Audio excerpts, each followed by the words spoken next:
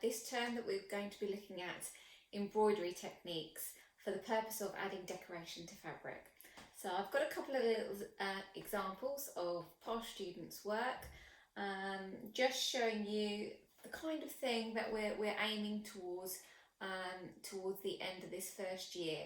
So this term we're going to take it nice and slow, nice and steady.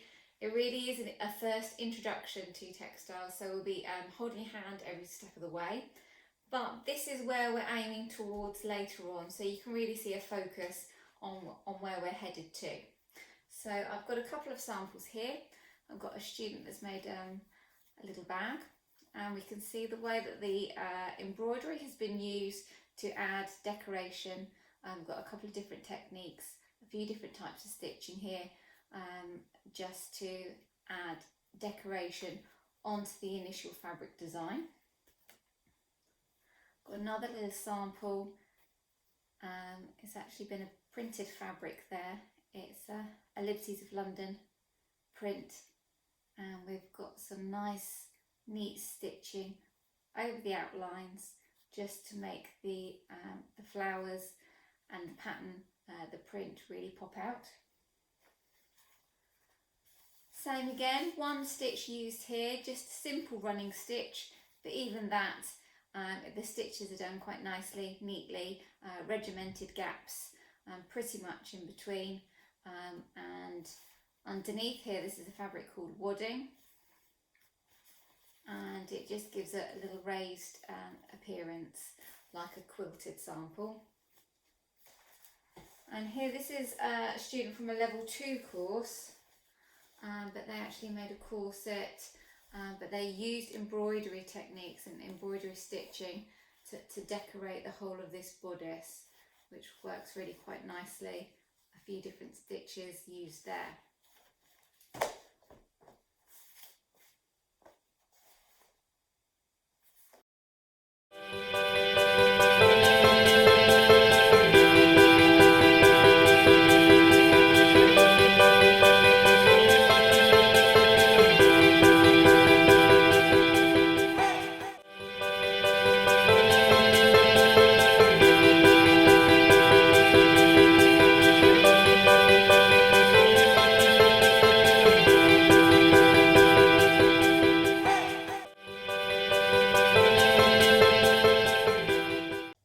Today we're going to be needing the following pieces of materials and equipment. I've got my binker matting, just a small square of it. If you've got something that looks a little bit like this, that's okay as well. This is tapestry canvas. Here the holes are a little bit smaller, a little tighter together, either which is fine.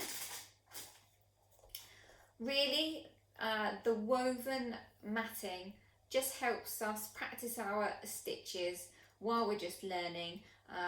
It helps our stitches to be even, nicely spaced out and uniform in structure. We're going to be using some embroidery thread.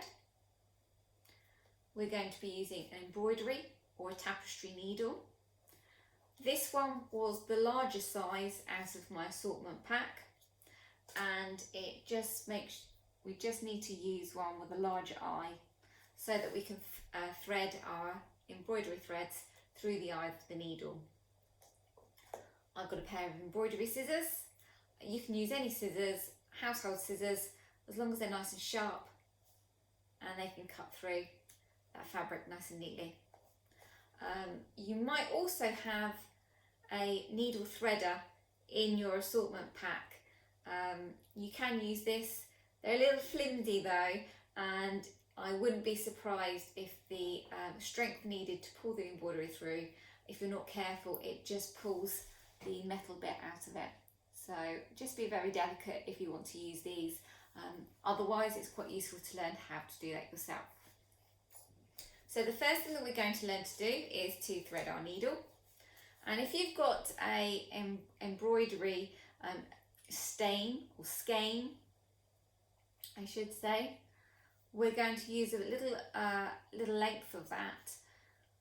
Don't go gung-ho and tear the bits of paper off, because I find that that keeps it all quite nicely together.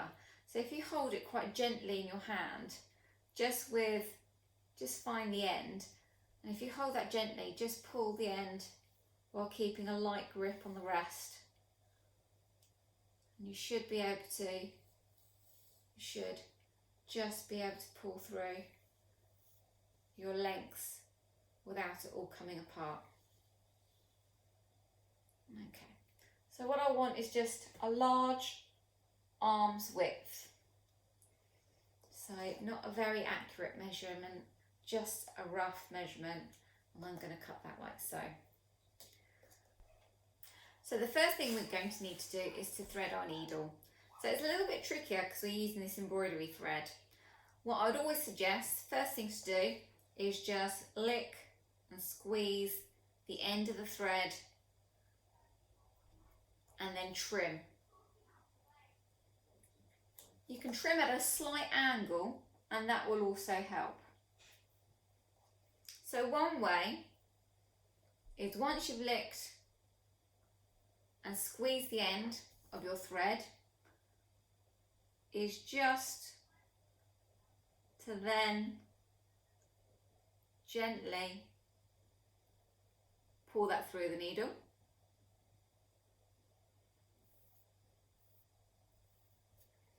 Another method, and I think the eye on my needle is a little bit too small to be able to do it this way, is by wrapping the thread around the needle, pulling it nice and tight, so I'm just gripping it with my finger and my thumb, pull the needle out, and then I'm left with a tiny little loop, a flat loop, and then squidge that through the needle. But again, I think the eye of my needle is a little bit too small to use that method. And the third method is by using your needle threader. So all you're doing is creating a larger eye using the needle threader. So then place that through your needle, through the needle's eye, like so. You then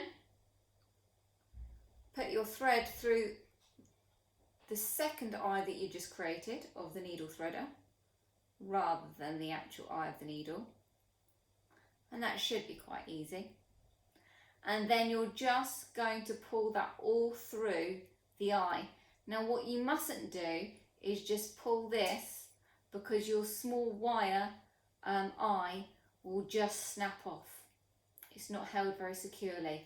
So what I would do is pinch it right where the thin wire eye connects to the needle threader. Pinch that hard, so you're just helping it stay together. And then pull.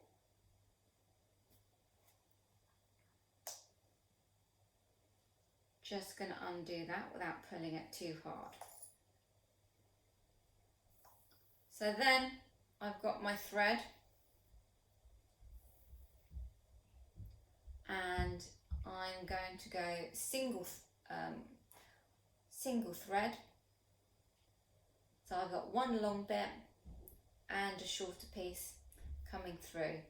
I'm not going to pull them to the same size. I'm going to have one larger than the other. I'm not going to put a knot at the bottom. I think sometimes when we're taught to sew, we'll put a knot in, but actually it's much better, it leaves it much smarter if we don't put the knot in.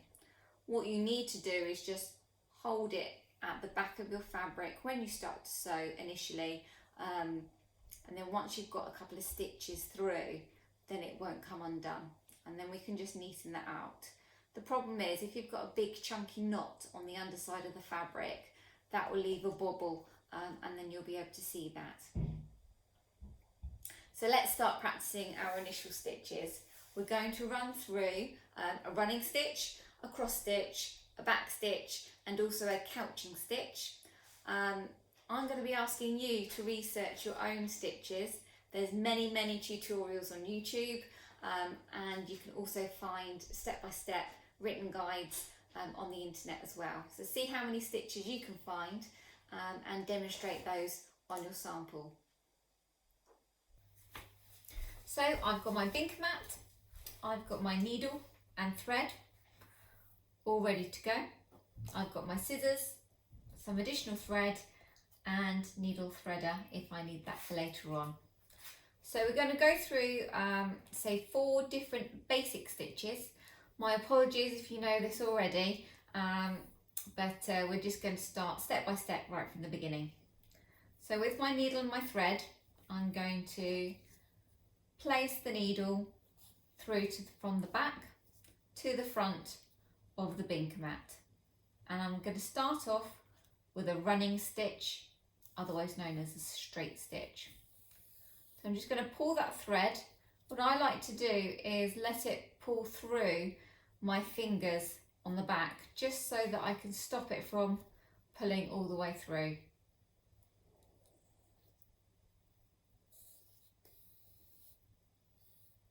And I'm going to leave just a little bit on the back. I'm going to place my finger over the top of it just to hold it in place so it doesn't all come out. Now what I'm going to do just to start off with, I'm placing my needle in the next hole up, and at the same time I'm going to bring that needle back to the top of the fabric again.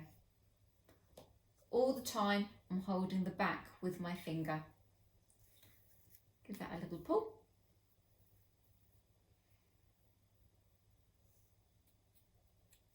And I'm going to do that again. So I've got the needle on the top of the fabric. I'm going to place the needle and the thread through to the next hole and then lift it up at the same time. So I'm always working on the surface of the fabric. Give that a little pull.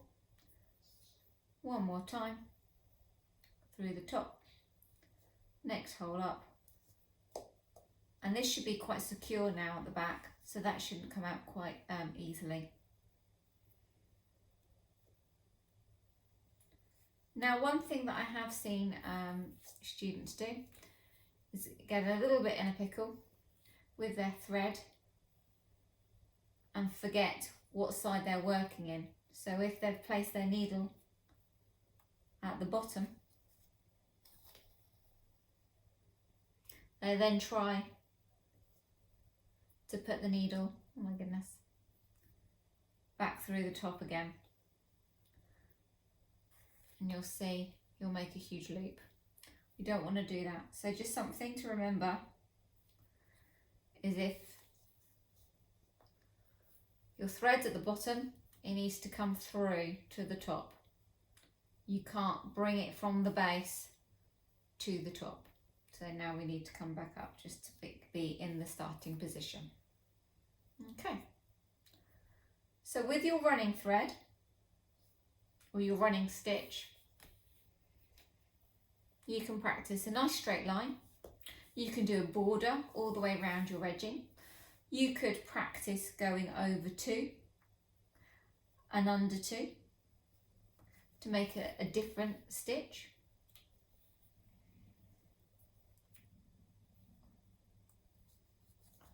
That'll create a different size stitch. And we can work out different threads, different colours to make a pattern just to get you practicing these basic stitches.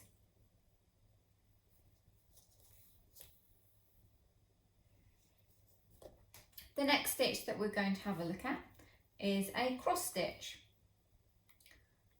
So I'm going to use the same thread, but if you are wanting to change colour, I'll show you quite simply how to finish off.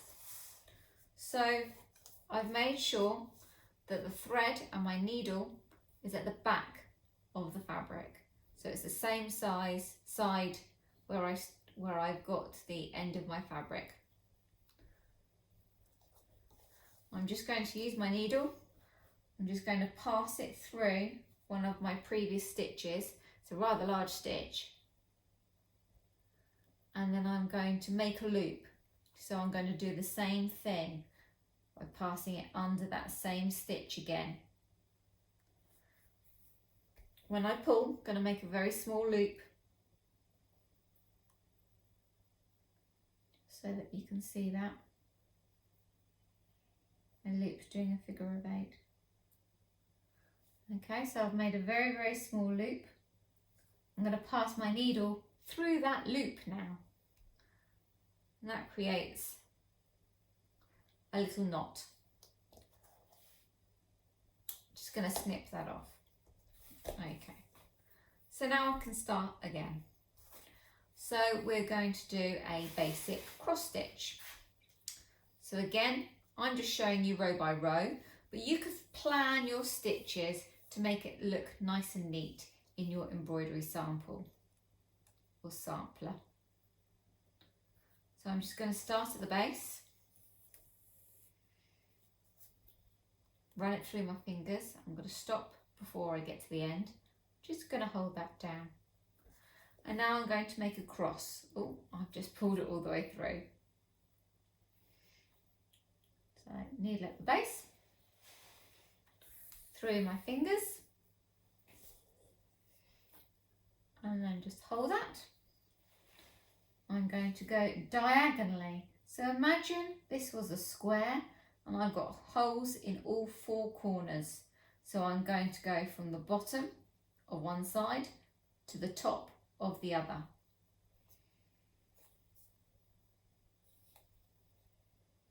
Now I'm going to go back to the bottom,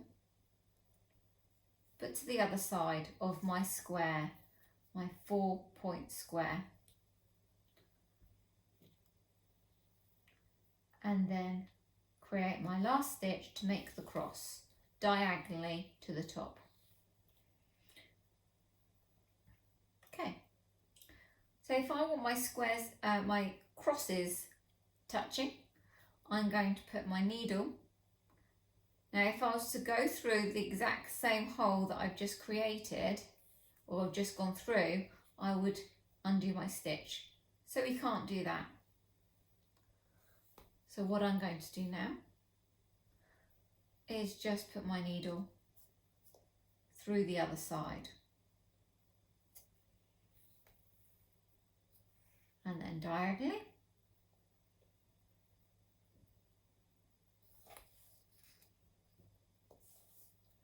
From the bottom to the top. Put my needle over the other side, diagonally, back to the bottom,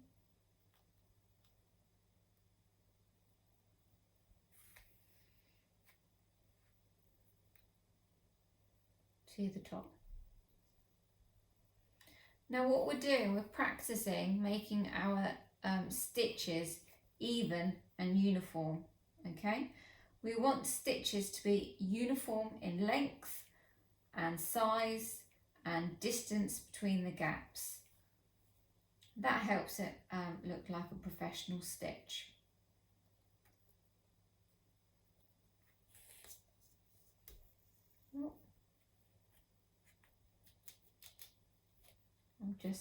Now what's happened there is I've gone through the thread.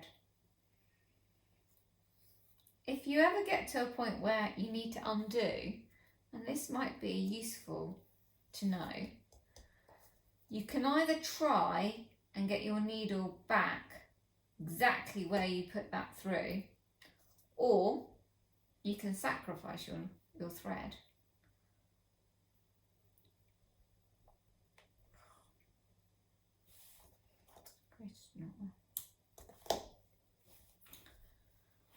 What I can do is take the thread off the needle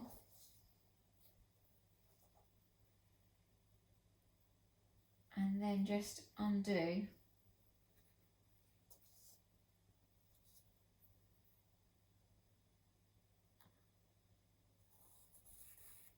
my last stitches,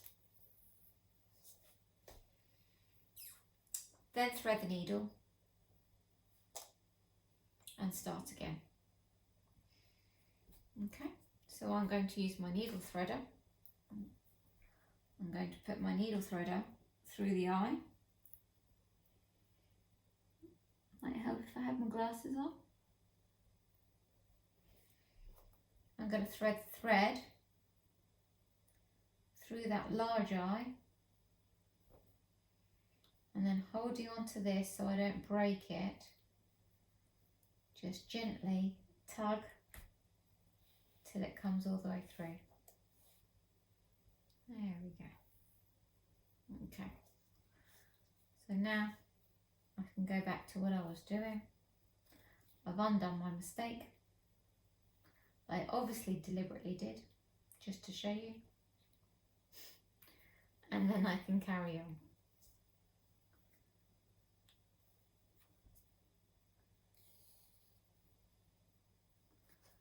And back.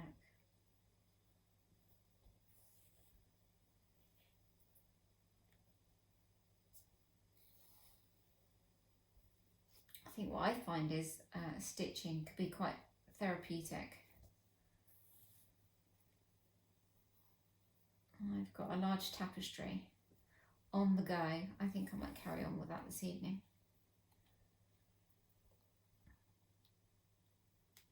You can get all sorts of cross stitch packs, and they tend to supply the vinker, and then the design is printed on top, so you can see what colour is what each area, and then you just use the corresponding colour.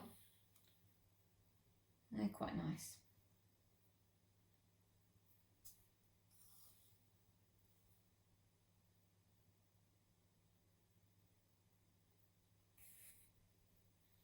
Okay, so they're my crosses. The next stitch, which is quite useful, and you can see, if you were to do some embroidery and you wanted a continuous line to edge something, if you were to use a running stitch, you're going to be seeing it as a dotted line, and you might want a continuous line. Okay, so it's quite simple. Start off like a running stitch,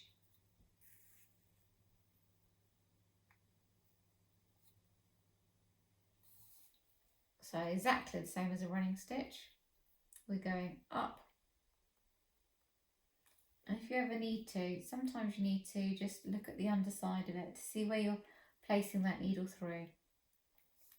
If not, what you would be doing, if you're not using vinker, and eventually you'll be, or next time you'll be using fabric, you might just want to feel your way with the needle, and that's just by gently placing your needle through the fabric and seeing where it comes through. And quite often you'll need to do that several times until you're in exactly the right place that you want it to be, and that's okay. Okay, so I'm coming up through the next hole. Where with a straight stitch I would be carrying on up, I'm going to go back. Hence it's called a back stitch, just to create that continuous line. So now I'm coming up, my needle's going up into the hole above it, and rather than continuing up, I'm going back.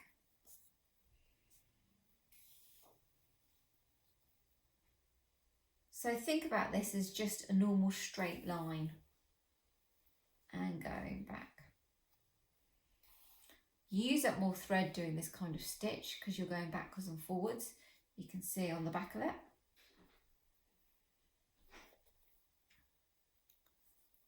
But as I said, it makes a continuous straight line.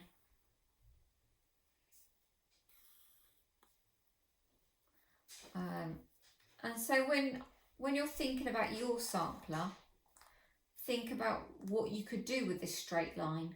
You could be marking out initials or a word or a pattern. Is it going to be a love heart? Is it going to be a star?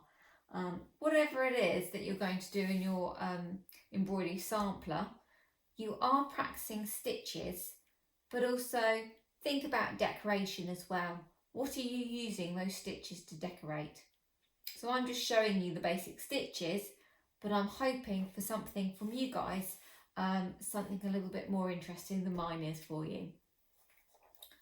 The last stitch that I'm going to show you, and I'm going to need a different colour for that, is called a couching stitch.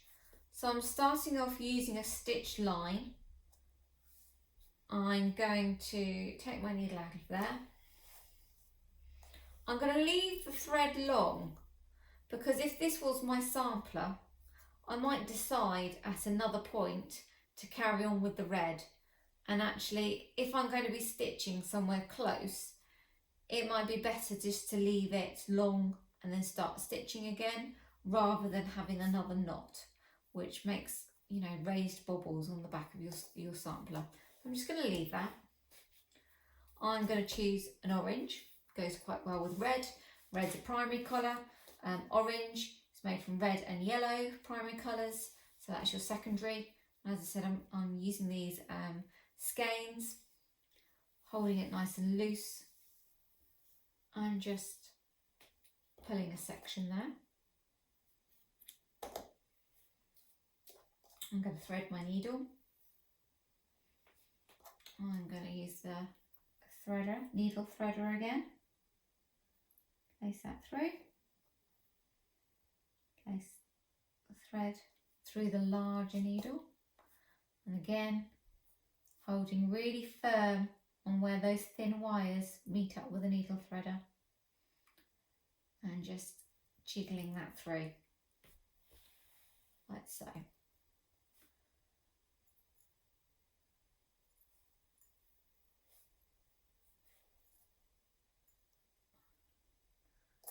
And pulling that out.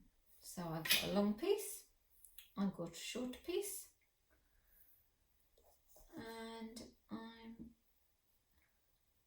with my second piece of fabric. Now we want all the rough edges on the underside.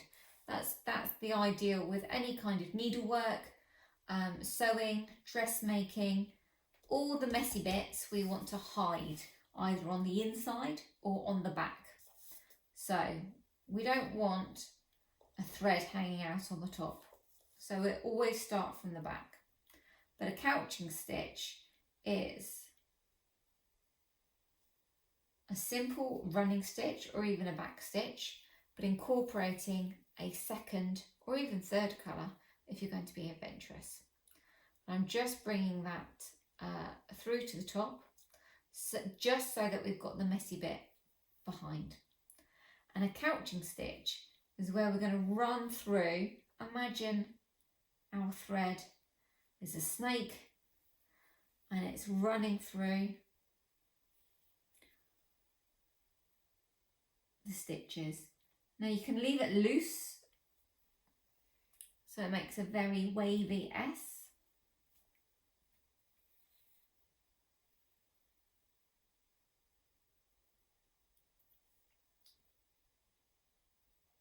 Or you can pull it a little bit tighter. It's up to you, it's part of your design. Try both.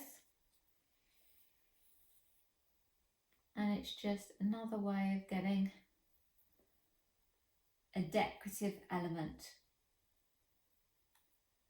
to your embroidery.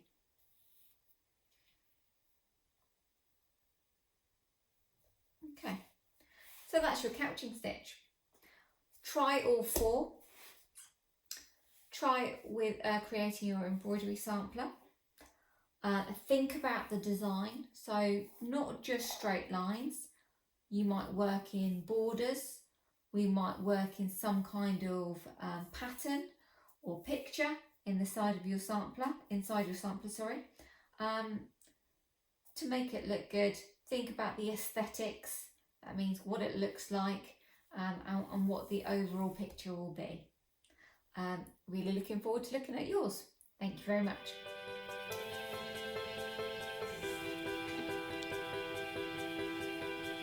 Now complete your first practical task and complete questions 7 to 10 in your workbook.